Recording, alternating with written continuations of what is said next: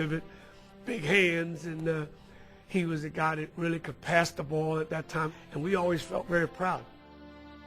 Sweetwater, he did a lot for the Globetrotters and for the NBA and for all the players, you know. So he's a dream come true too.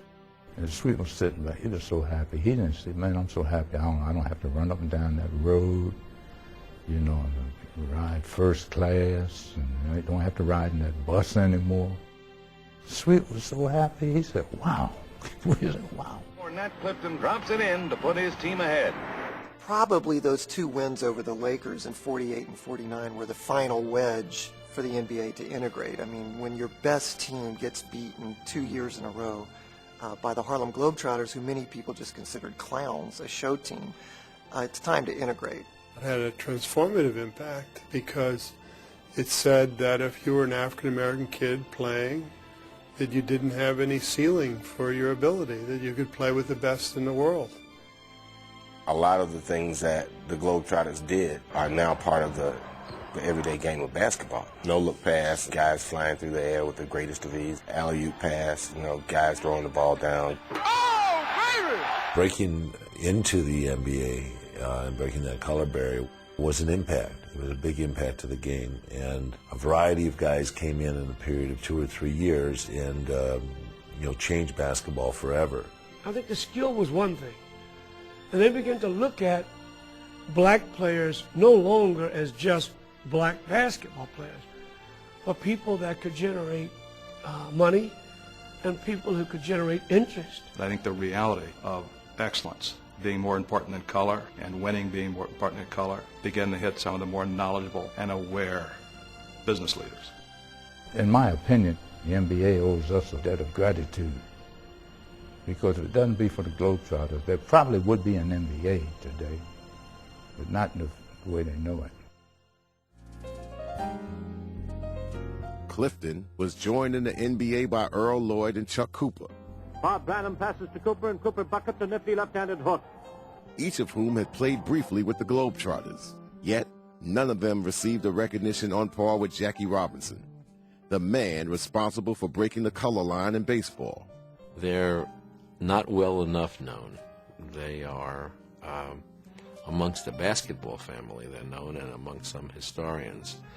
But the significance of their breakthrough is just not held up there, along with Jackie Robinson's. When he broke in, it was such a huge media story around the country. Basketball did it without a ripple. All those players who had played for the Harlem Globetrotters had the same training ground that Jackie Robinson had in the Negro baseball leagues. They honed their skills outside of the main white league and then proved themselves to be as capable as anybody once they had the opportunity. They were pioneers. They were integrated into the NBA without fanfare, but without fuss and without any negativity at all, which hopefully speaks well for the NBA and the game. To capitalize on the Globetrotters' rising fame, Saperstein produced a sporting event, the magnitude of which this country had never seen. 18 games in 17 nights.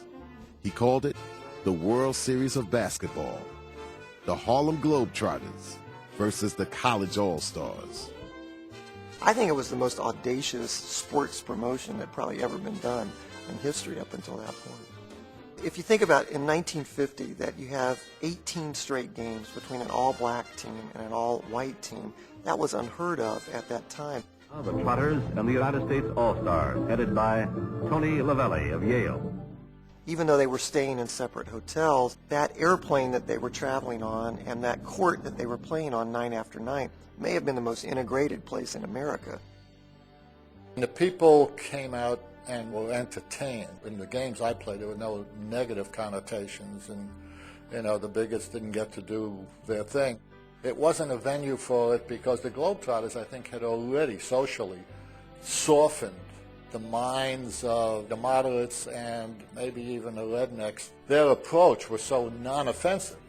It was one thing to play barnstorming, touring pro basketball players, but to see the